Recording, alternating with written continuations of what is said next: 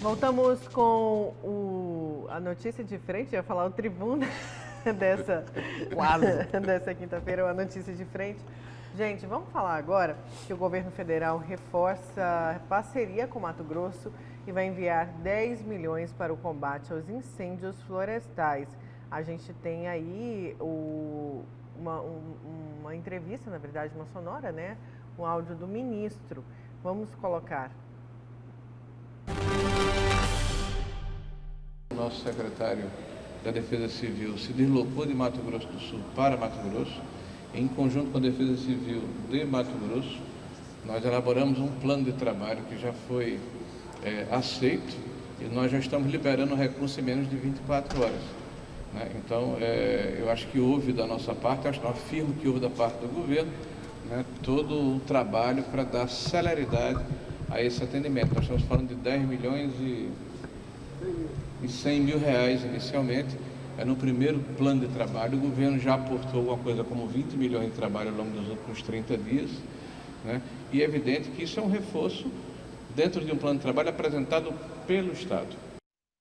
Ministro do Desenvolvimento Regional, o Rogério Marinho, falando então aí sobre esse aporte do governo federal para Mato Grosso, né? Lembrando que o estado de Mato Grosso pediu, na verdade, decretou estado de calamidade por conta dos incêndios só segunda-feira. Segunda-feira agora. Nara, ele... Vou esperar o professor Haroldo. Na fala dele, ao meu ver, ele deixa bastante claro que não é só uma fala de um ministro, é um recado. Ele deixa um recado muito claro, né, para o estado de Mato Grosso, para o governador Mauro Mendes e toda a equipe que tem a caneta na mão, que tem as condições de planejar, de que não é porque nós estamos enviando aqui 10 milhões de reais que não se tem que pensar já num projeto, né, realmente muito eficaz já para o ano que vem. É importante que se faça o combate esse ano, mas nós, de certa forma, já perdemos essa guerra, né, porque boa parte, 2 milhões e 200 mil hectares de terra queimado, realmente é algo que é impressionante e não é bom para ninguém. Mas o ministro deixa o recado dizendo o seguinte: olha, eu estou dando esse aporte para que você realmente mostre serviço e para que ano que vem você não decrete estado de calamidade nenhuma, né? E possa ter um bom planejamento, um bom enfrentamento, com atitudes mais assertivas e definitivamente nós tenhamos aí uma situação muito mais confortável do que esta deste ano. Para mim, eu acho que ele foi preciso nessa fala dele, alertando exatamente o governador Mauro Mendes e toda a equipe. Mais um exemplo de agilidade do poder público. Olha só, mais de 2 milhões de hectares já foram destruídos pelo fogo no Pantanal. É isso? Mais de ou seja, aproximadamente 20% de toda a extensão territorial do Pantanal aqui no estado de Mato Grosso. Lá em Mato Grosso do Sul foi a metade, em torno de 1 milhão de hectares foram destruídos. Então, olha só a agilidade do poder público. Aí o seguinte, aí depois de 60 dias que o fogo está destruindo tudo, né? Destruindo a natureza, matando os animais, aí a turma lá de Brasília forma uma comissão, uma frente parlamentar para ir visitar o Pantanal, né? Alguns deputados, alguns senadores, eles vão lá, buscando holofotes, porque é o seguinte, agora que eles vão agir, depois de todo esse estrago, de toda essa destruição, por que é que não se preocuparam com isso antes? E eu vou voltar a cobrar.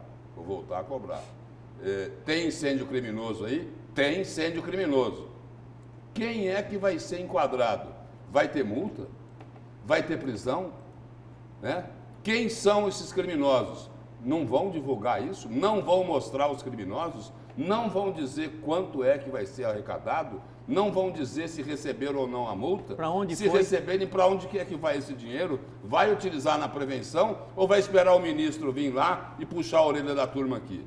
É isso? Para trazer aí 10 milhões de reais.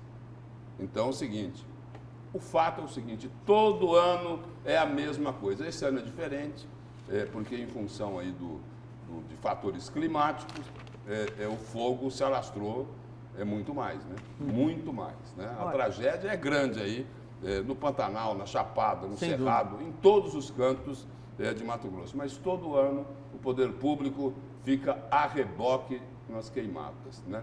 Ele sai atrás do prejuízo, tentando apagar o incêndio. E agora o seguinte aí, tem muito incêndio aí que o homem não consegue resolver o problema, né? Porque ele não consegue chegar até ele. Olha, e a quarta-feira foi marcada pelo encerramento das convenções partidárias para as eleições municipais. Em Várzea Grande, mais 2 candidatos foram confirmados. O repórter Luiz Vieira traz as informações.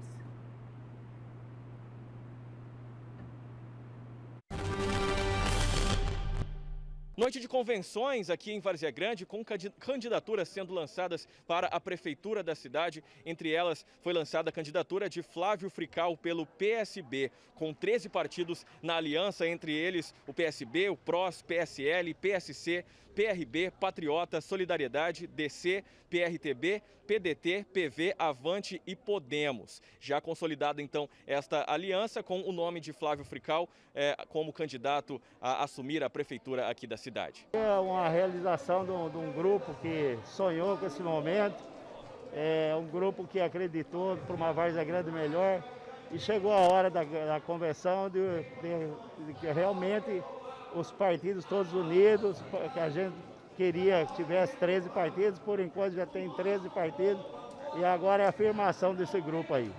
Também foi realizada nesta noite a convenção do PTB, que lança o nome de Emanuelzinho à prefeitura aqui da cidade. O vice é o Wilton Coelho, ex-secretário de Assistência Social de Cuiabá, e na aliança estão os partidos PSD, PTC, PT, PMB e Republicano, que também somam esforços nessa tentativa de eleger Emanuelzinho aqui para a prefeitura da cidade. Começamos a formatar o partido e pouco a pouco, enxergando o cenário de renovação enraizada que existe em Várzea Grande, que é uma cidade tradicional, uma cidade politizada, o nosso nome pouco a pouco começou a ser convocado e convidado pelos companheiros, por lideranças, por habitantes, por cidadãos de Várzea Grande, para que disputássemos a eleição como prefeito da segunda maior cidade do estado de Mato Grosso. E ouvindo a população, sentindo a sinergia, recebendo as mensagens, conversando com as pessoas, rezando muito, ouvindo a minha família, tomamos a decisão que no dia de hoje está sendo colocada a homologação da nossa candidatura como candidato a prefeito de Várzea Grande, a cidade industrial do estado de Mato Grosso. Participaram também da solenidade aqui na convenção candidatos a vereadores e também ao Senado, Carlos Fávaro, que é candidato pelo PSD e apoia a candidatura de Emanuelzinho ao Executivo Municipal. Se apresentou para ser o pré-candidato a prefeito de Várzea Grande, conversei com os companheiros do PSD, se sentiram motivados também. A gente tem um projeto jovem, rejuvenescedor para a Várzea Grande e por isso nós estamos juntos acompanhando e muito motivados para caminhar e fazer o prefeito de Várzea Grande. Para o Senado, as candidaturas também já estão definidas, estão aí na disputa José Medeiros pelo Podemos, Feliciano Azunaga pelo Novo, Nilson Leitão, PSDB, Coronel Fernanda do Patriota, Carlos Fávaro pelo PSD, Euclides Ribeiro pelo Avante, Valdir Barranco pelo PT, Reinaldo Moraes pelo PSC, Eliseu Nascimento pelo DC, Procurador Mauro pelo PSOL. E agora, essas candidaturas sendo lançadas, já começa então a disputa eleitoral para este ano, já com os candidatos firmados para as prefeituras de Cuiabá, Várzea Grande e também para o Senado. As definições devem continuar ainda nesta quinta-feira e algumas alterações podem ainda acontecer. Com imagens de Marcos Xavier e apoio técnico de Jean Carlos, Luiz Vieira para a Notícia de Frente. Obrigada, Luiz. E faltou aí o nome do ex-governador e também ex-senador Pedro Táxi. Sim, que já está em campanha. Que oficializou aí o nome dele, está no GD, no portal Gazeta Digital, e ele soltou, né? Prefiro só do que mal acompanhado, diz Pedro Táxi ao oficializar sua disputa ao Senado. Pedro Táxi sendo Pedro Táxi. Né? Na capa do jornal Gazeta de hoje, né, o principal destaque, a principal manchete é sobre o ex-governador. Aí a manchete aqui é a seguinte: para voltar ao Senado, Táxi promete defender os servidores públicos de Mato Grosso. Essa é a manchete. Ele diz que ele tem apoio de 3 ou 4 sindicatos. na matéria. Eu gostaria de fazer uma observação, aliás, duas, sobre aquela convenção lá de Várzea Grande, lá, que homologou o nome do deputado federal Emanuelzinho Pinheiro Neto, candidato a prefeito da cidade. A primeira observação é sobre a presença lá do candidato ao Senado, que é senador com mandato tampão, Carlos Fávaro, né? Apoiando Emanuelzinho Pinheiro Neto, né? Fávaro que brigou, né? Bastante, né? Batalhou muito pelo apoio de Mauro Mendes para a candidatura dele ao Senado. Otaviano Pivetta, vice-governador, amigão do peito de Mauro Mendes, até desistiu, né? Para não criar uma crise, né? Ele acabou recuando da candidatura. Aí Mauro Mendes queria apoiar Fávaro, teve aquela confusão danada lá no Democratas, aí resolveram, né? Que Júlio Campos é primeiro suplente do Nilson Leitão, que é candidato ao Senado, e aí decidiram lá no Democratas que todo mundo está liberado aí, né? Júlio Campos pode ser o primeiro suplente e Mauro Mendes pode apoiar quem ele quiser, ou seja, apoiar Carlos Fávaro, não é isso? Então, Carlos Fávaro apoiando o Emanuelzinho lá em Várzea Grande, que tem a candidatura dele estimulada pelo pai, Emanuel Pinheiro, certo? Certo. Adversário, não sei se é adversário, hoje eu diria inimigo do governador Mauro Mendes, e a recíproca é totalmente verdadeira, né? Tem coisas aí que o eleitor não consegue entender muito bem. Tem coisas que o eleitor não consegue entender muito bem. E a outra observação minha é o seguinte, nada contra, por exemplo, o Emanuelzinho, o deputado federal Emanuelzinho, tem todo o direito, a lei protege, a lei dá condições, a lei ampara, né? Ele tinha que mudar o domicílio eleitoral para Várzea Grande? Mudou. Há poucos meses, mas mudou. Então, ele reúne as condições aí que são ditadas pela Justiça Eleitoral para ser candidato a prefeito lá no município. É um direito dele. Mas o seguinte, eu quero perguntar aqui, fazer uma indagação sobre o que é que a população de Várzea Grande está achando dessa história. Está achando dessa história. E tem muita gente aí que pode estar achando o seguinte, olha, é um deboche isso? Isso é um deboche com Várzea Grande? Né? Apesar de Emanuelzinho Pinheiro Neto ter todo o direito de postular, o nome dele foi homologado, né?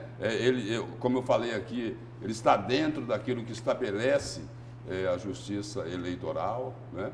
Mas é algo assim difícil de entender. Porque ele nunca foi de lá. Ele nunca foi de lá. Sim, mas o mais importante não são os nomes. O mais importante são as intenções, né? Quais são as intenções que esses candidatos têm? Qual é a solução de problema que ele tem, por exemplo, para o problema crônico da água em Várzea Grande? O eleitorado precisa estar muito... Mas também tem que tomar cuidado com os salvadores da pátria, né? Porque até hoje tudo foi prometido lá em Várzea Grande, principalmente a água, e não foi cumprido. Exatamente. Tem que seguir nessa linha aí. Porque é o seguinte, porque Emanuelzinho Pinheiro Neto, Emanuel Pinheiro nega, né? Olha, não tem nada a ver com essa articulação política lá em Várzea Grande. Olha, difícil de acreditar. Difícil de acreditar que Emanuelzinho iria fazer tudo isso sem a concordância e o estímulo do pai. Rapidinho, a gente vai agora ao vivo com o repórter Bruno Pinheiro, ainda falando de eleições, ele vai trazer informações de Chapada dos Guimarães. Vamos saber com o Bruno Pinheiro quantos candidatos à Prefeitura de Chapada já tem aí com o nome oficializado nas convenções. Bruno?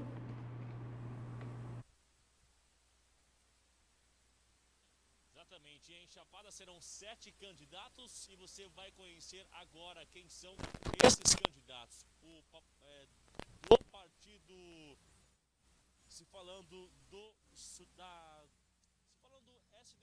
estamos com um problema técnico com o Bruno Pinheiro. Está ouvindo aí, não está conseguindo ouvir direito o Bruno, tá? Daqui a pouco ele volta, se for possível, com essas informações. Vamos então para o seu destaque, caso Isabelle. O caso Isabelle aí, eu fiz agora aqui a chamada do meu destaque aqui agora há pouco, puxando por uma declaração do relator da Operação Lava Jato, o ministro Edson Fachin, falando sobre o sistema injusto, né? Na justiça brasileira. E olha só, né? Injusto na justiça.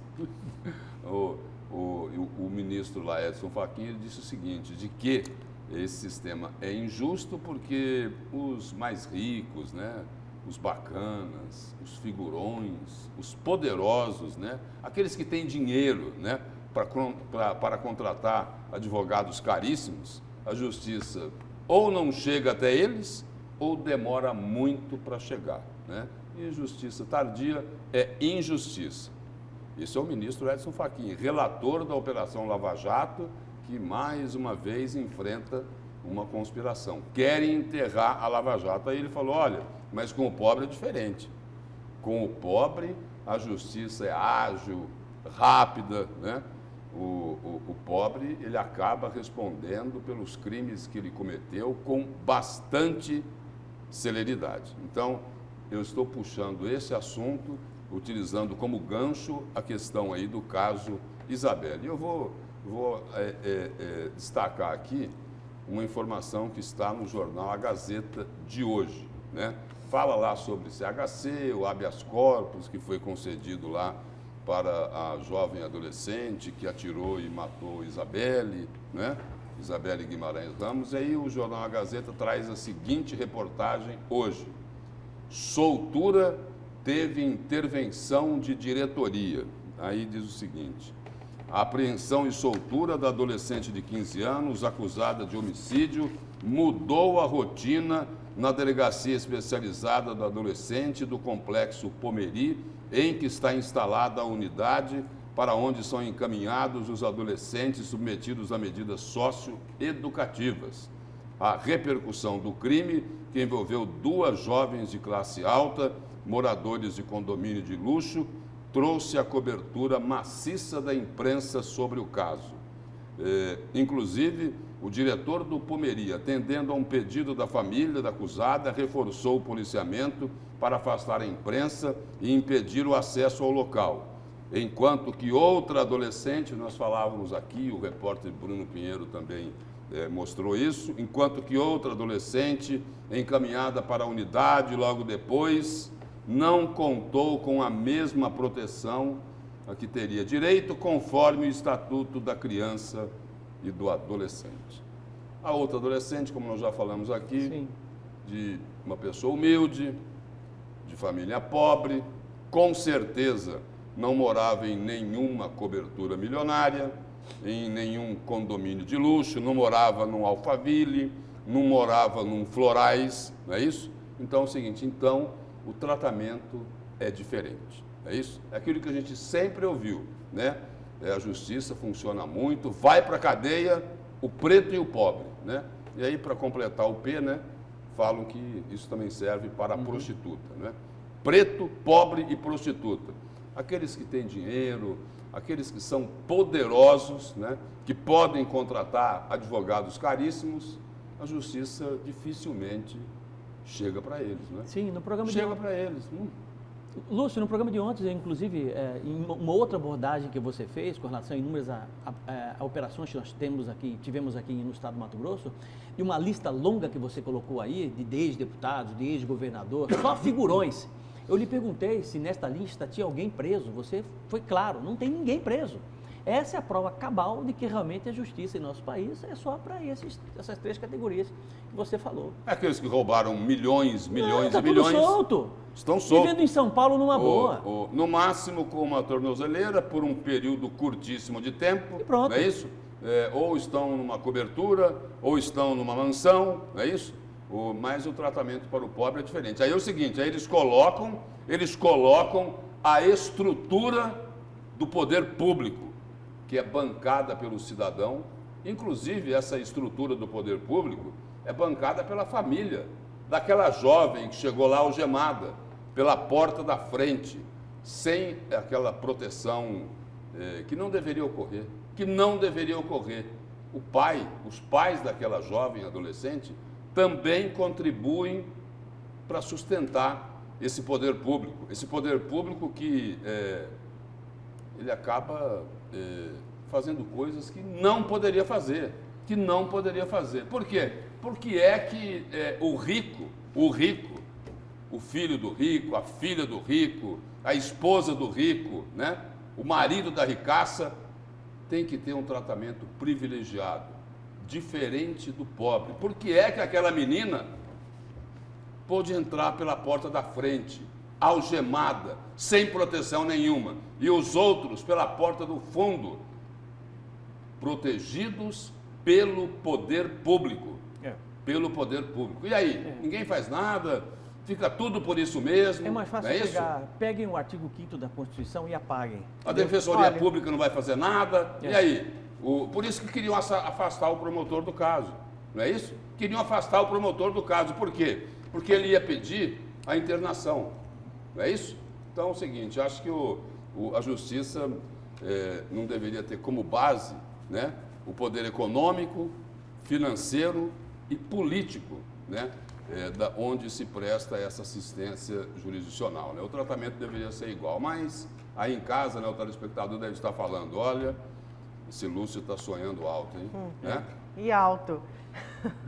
Muito alto, Lúcio, mas fica a reflexão para o pessoal de casa. Olha, a gente tem que voltar agora com o Bruno Pinheiro, vamos tentar voltar com ele para ele trazer os candidatos de Chapada dos Guimarães. Bruno, é com você.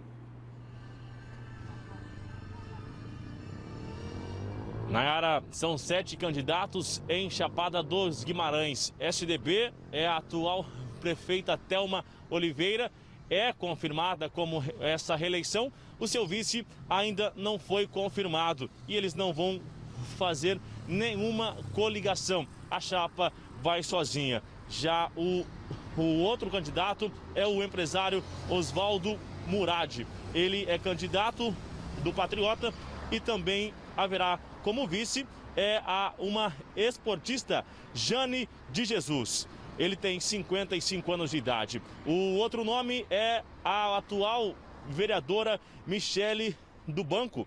Ela também vai disputar a Prefeitura de Chapada dos Guimarães. Ela que é atual vereadora e terá como vice um PSC, né? O nome que vem do PSC, chamado de Elinto. Ele veio como indicações dentro dessa última convenção. A gente tem ainda aqui o outro nome que também deve disputar, nome do um outro empresário, Ricardo Sarmento. Ricardo também vai disputar essa vaga da Prefeitura de Chapada dos Guimarães e terá como vice o Didi da Pousada. Mais um outro nome que vem também disputando é Antônio Paulo da Silva e terá como seu vice o Sidney Varanis. Esse é o nome confirmado na chapa, então, do 5º nome que deve disputar a prefeitura. Mais um outro nome é do gestor ambiental, Luiz Eduardo Gomes de Souza, o Luizão. Ele também vai disputar esta eleição e terá como o vice da sigla Odete, que se uniu a Luizão e não há indicação de nomes a vereadores. Já o último nome é Gilberto Melo, ele é o último candidato e também estará com o seu vice, Carlos Eduardo, que será o vice então de Gilberto Melo. São 7 nomes que disputam a prefeitura, 7 nomes contando com a atual chefe do executivo que vem à reeleição e que até hoje não tem ainda um nome definido de quem será o seu vice nesta reeleição em Chapada dos Guimarães. A gente reforça ainda, Nayara, que ontem encerraram-se as convenções, mas ainda restam algumas atas que estão abertas, né? E que devem ser finalizadas nesta manhã de quinta-feira e aí sim está oficializado os candidatos a vereadores e também quem deve disputar o executivo lá em Chapada dos Guimarães, assim também aqui como em Cuiabá e em Várzea Grande. Nayara. Obrigada, viu, Bruno, pelas suas informações. Estão 7 candidatos à Prefeitura de Chapada. Vamos para o intervalo. Na volta tem mais a Notícias de Frente.